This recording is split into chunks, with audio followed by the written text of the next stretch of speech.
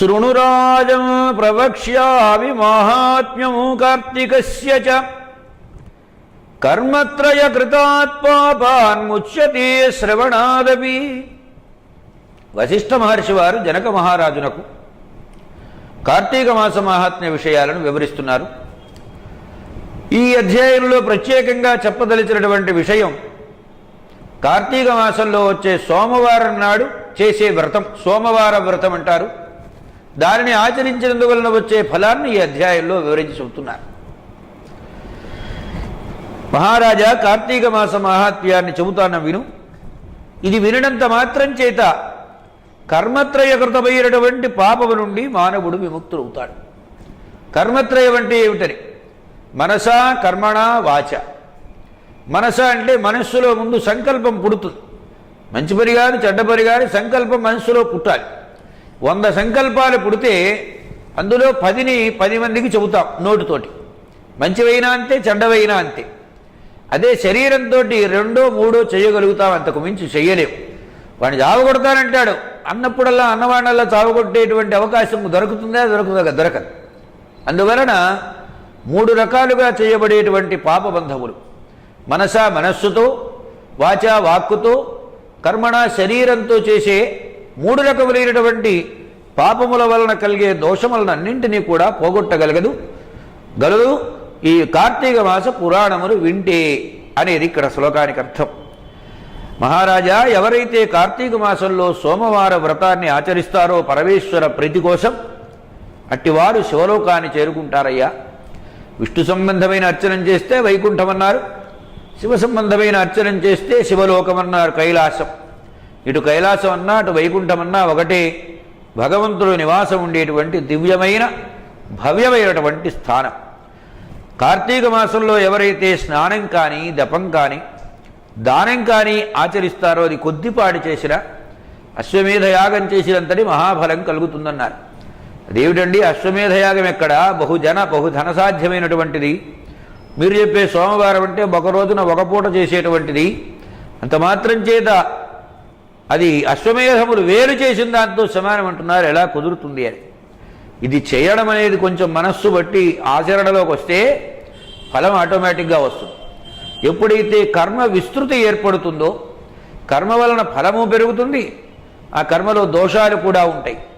అందువలన క్లుప్తంగా చేసేటువంటి దానికి ఏ విధమైనటువంటి దోషము లేకుండా దోష భావములు తగ్గేటట్లుగా ఉంటుంది కనుక కార్తీక మాసంలో సోమవారం రోజున స్నానం చేసినా, దానం చేసినా, జపం చేసినా అది కొద్దిపాటి ఆచరించినప్పటికీ 1000 అశ్వమేధాలు చేసినటువంటి ఫలం కలుగుతుంది. అలాగే కార్తీక మాసంలో ఒక ముఖ్యమైన విషయం ఉపవాసం చెప్పారు. ఈ ఉపవాసాన్ని 6 విధాలుగా చెప్పారు. ఉపవాసమని, ఏకభుక్తమని, నక్తమని, అయాచిత వ్రతమని, స్నానమని, తిలదానమని. ఎవరెవరు ఏ పాటి చేయగలరో అందులో ఏదో ఒకదారిని, ఉపవాసం ఓపుకున్నవాడు ఉపవాసం, ఏకభుక్తం అంటే మధ్యాహ్నం వరకు ఉండి భోజనం చేసి మళ్ళీ సాయంత్రం లేకపోవడం, నక్త భోజనం అంటేనేమో సూర్యాస్తమయ అనంతరం నక్షత్ర దర్శనం చేసి అనంతరం భోజనం చేయడం, అయాచిత వ్రతం అంటే తనకు భోజన సమయానికి ఏ పదార్థము లభిస్తుందో దానిని మాత్రమే భుజించి సంతృప్తిని చెందడం, కార్తీక మాసంలో సూర్యోదయానికి ముందు స్నానం చేయడం, లేదు ఇవేవీ చేయలేకపోతే రోజు అన్ని నువ్వులను ఎవరికైనా దానం చేయడం. ఇవి 6 కూడా కార్తీక మాస వ్రతంలో ముఖ్యమైనవి. అన్నీ చేయగలిగిన వాళ్ళు అన్నీ చేయొచ్చు, కొన్ని చేయగలిగిన వాళ్ళు కొన్ని చేయవచ్చు. ఉపవాసం చేసే సమర్థత ఉన్నటువంటి వాళ్ళు ఉపవాసం చేయవచ్చు. ఉపవాసం చేయడానికి శక్తి చాలినటువంటి వాళ్ళు నక్తభోజనాన్ని ఆచరించవచ్చు. లేదు బ్రాహ్మణుణ్ణి పిలుచుకొని ఆపోషణం వేసుకొని పగటి సమయంలోనే భోజనం చేయవచ్చు. వారి వారి భగవంతుడిచ్చిన శక్తి, శారీరకమైన దార్ఢ్యం. రోగగ్రస్తుడైతే ఎవడు మాత్రం ఏం చేయగలడు? అందువలన తనకున్న పాటి ఆరోగ్య స్థితులను దృష్టిలో పెట్టుకుని వీటిని ఆచరించాలి. ఆచరించకపోతే ఒక ఆయన కొంటెగా ప్రశ్న వేశాడు. యం ధర్మము కార్తికే మాసి నాచరేర్జదియేనరా కుంభీపాకేతు పశ్యంతే రౌరవేతు యుగష్టకం. నిర్లక్ష్యంతో ఎవరైతే ఏ కొద్దిపాటి ధర్మాన్ని కూడా ఆచరించరో మనుష్యులు, వాళ్ళు కుంభీపాకం అనేటువంటి నరకంలో బాధలు పడతారు. రౌరవం అనేటువంటి మహానరకంలో 8 యుగాల పాటు నివాసం చేస్తారయ్యా అంటే అమ్మో రౌరవం వద్దు కుంభీపాకం వద్దు అనుకున్న వాళ్ళైనా కొంత ప్రయత్నం చేసి మనస్సులో మార్పు తెచ్చుకొని స్నానమాచరించే పుణ్యభావమునందు మనస్సును ప్రవర్తింపచేయడం కోసం కొంచెం కఠినంగానే చెప్పారు. మొట్టుగాయ వేస్తే వినేవాడు ఒకడుంటాడు, మొట్టుగాయ వేయకపోతే నువ్వు చెప్పేది ఏమిటి నాకంటాడు.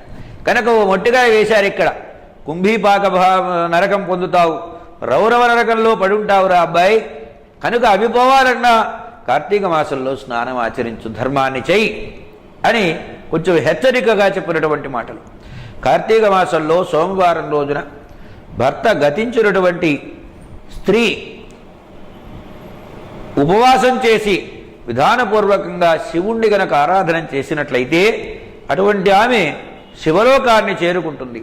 స్త్రీలు చేయవచ్చు, పురుషులు చేయవచ్చు. కార్తీక మాసంలో ఈ సోమవార వ్రతాన్ని నక్షత్ర మండలం అయ్యేటంత వరకు ఉపవాసం ఉండి అనంతరము పూజ చేసుకుని ఆ తరువాత భోజనం చెయ్యాలి.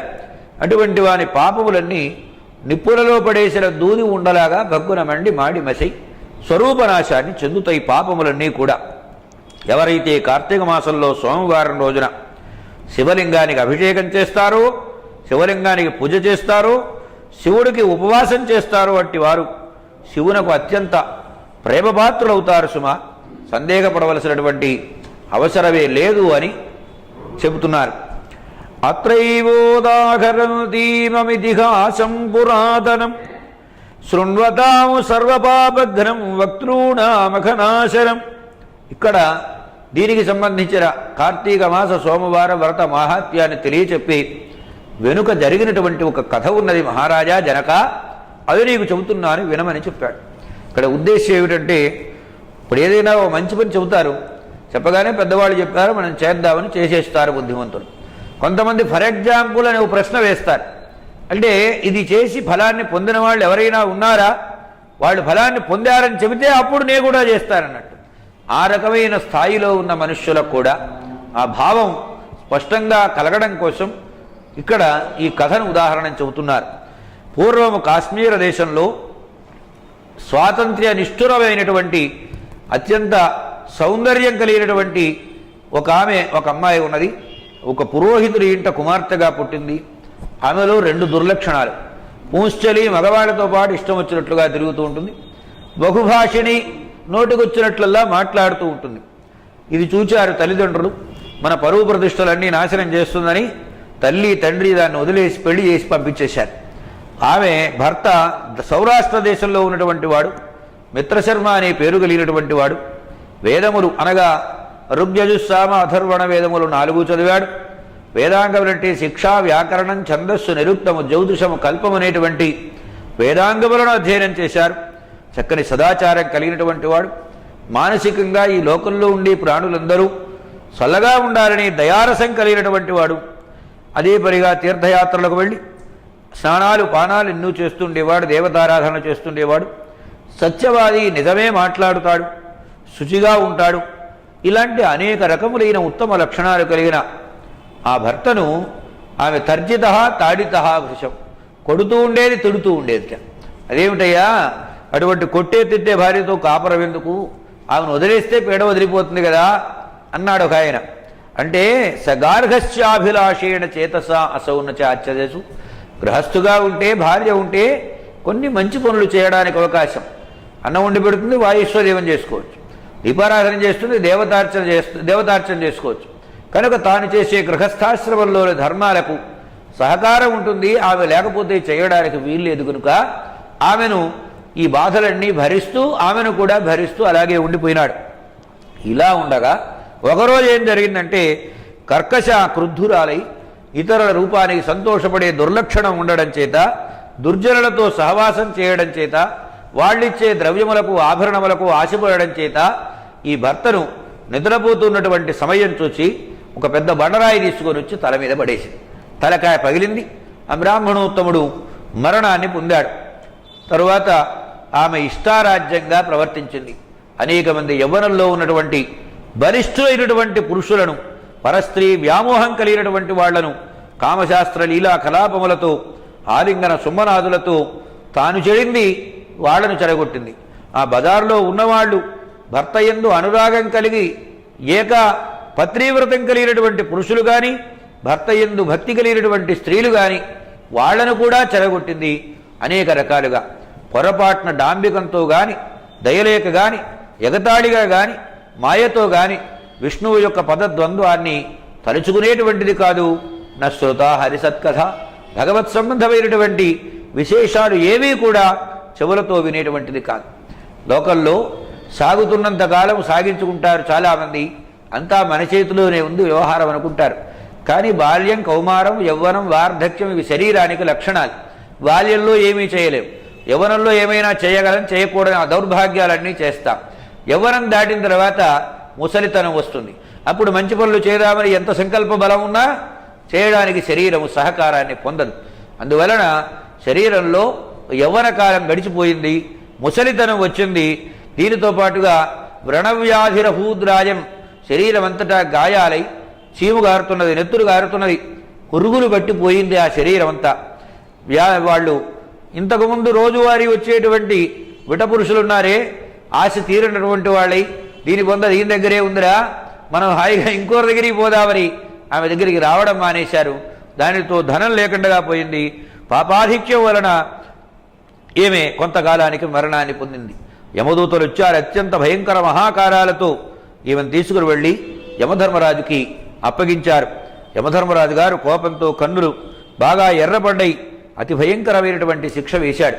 ఏమిటా శిక్ష అంటే, ఒక ఇనప స్తంభం ముళ్లతో కూడినటువంటిది, దానిని నిప్పుతోటి ఎర్రగా కాల్చారు. దాన్ని తీసుకెళ్లి కావిటేసి తాళ్లతో బిగించారు. ఇది ఎట్లా ఉంటుంది? సూదులు గుచ్చుకుంటున్నాయి, నిప్పు సెగ మంట మండుతున్నది, ఇనుము వేడి తొందరగా తగ్గదు. ఆ తగ్గనితనం వలన కణకణలాడుల మధ్యలో ఆమెను పడేసినట్లయింది. శరీరం అంతా కూడా కాలిపోతూ ఉన్నది. అటువంటి భయంకరమైన శిక్ష. ఇంకా అనేకం, రౌరవం, మహారౌరవం వంటి నరకాలన్నింటినీ కూడా, కుంభీపాకం వంటి నరకంలో బాధలన్నింటినీ కూడా అనుభవింపజేశారు. ఆ తరువాత ఆమె కొంతకాలం అయిన తర్వాత భూలోకంలో కుక్క జన్మ ఎత్తింది. ఆ కుక్క జన్మలు 14 జన్మలైనవి. 15వ జన్మ మళ్ళీ కళింగ దేశంలో ఒక బ్రాహ్మణుడు ఇంట తిరిగేటువంటి అవకాశం కలిగిన కుక్కగా జన్మను పొందింది. తిరుగుతున్నది. వారింటికి వెళ్ళటం, వీరింటికి వెళ్ళటం, ముట్టుకోవడం, కట్ట తీసుకొని నడుము వెరక్కొట్టడం, కుక్క బ్రతుకన్నారు. అందుకనే స్వవృత్తి అని, చేయకూడని పని చేస్తే అది కుక్క బతుకుతో సమానమని. అలాంటి కుక్క బ్రతుకుతున్నది. తిరుగుతున్నది, ఇంటింటికి తిరగడం, వాళ్ళ కుండలు ముట్టుకోవడం, వాళ్ళు నడుము వెరక్కొట్టడం, మళ్ళీ కుయ్యమర్రోమని ఏడుస్తూ మళ్ళీ ఆకలి తీరదు కాబట్టి మరో ఇంటికి వెళ్ళటం, మరో చోట ఇంకోటి ముట్టుకోవడం, ఇలా చేస్తూ వస్తున్నది. ఇటువంటి స్థితిలో ఒక రోజున ఆ బ్రాహ్మణుడి ఇంటిలో కార్తీక మాసం సోమవార వ్రతం చేసుకున్నాడు. ఆ బ్రాహ్మణుడు పగలల్లా ఉపవాసం ఉన్నాడు. సాయంత్రం అయ్యేటంత వరకు ఉండి నక్షత్ర దర్శనం చేసి వైశ్వదేవాదులను పూర్తి చేసుకొని శివపూజా వ్రతము పూర్తి చేసుకొని అక్కడి నుంచి బల్యన్నాన్ని తీసుకొని బాగిట్లో వదిలిపెట్టడం. ఇక్కడ ఒక చిన్న విశేషం ఉంది, మనం నిత్యము అనుసరించేటువంటిది. నీవు భోజనం చేసే ముందు నీవు వండుకున్నటువంటి అన్నంలో కొంత అన్నాన్ని వేరే ప్రాడికి తృప్తి కలిగించేందుకోసం. అందుకనే మాతృదేవోభవ, పితృదేవోభవ, ఆచార్యదేవోభవ, అతిథిదేవోభవ. నీ ఇంటికి ఎవరొస్తే వాళ్లను వెళ్ళమని అనకండగా పిలిచి పీట వేసి కూర్చోబెట్టి వాళ్లకు భోజనం పెట్టాలి. ఇది అతిథి మర్యాద. గృహస్థులైన వారికి అందరికీ నియమించిన కఠినతరమైనటువంటి నియమం. అంటే దీనికి పెద్దగా శ్రమ పడవలసిన అవసరం లేదు. నీకోసమే అన్నం వండుకున్నావు, నీకోసమే కావలసిన సదుపాయాలని చేసుకున్నావు. నీతో పాటు ఇంకొకరు, ఇద్దరు లేదు ముగ్గురు, వాళ్ళకు కూడా నీవు అన్నం పెడతావు. ఇది రోజువారీ నీవి కోసం నువ్వు వండుకున్నావు, ఏం ఉపవాసాలు చేయడం లేదుగా.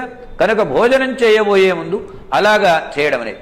దీనితో పాటుగా ఇంకొక క్రియ చెప్పారు, భూతబలి అంటారు.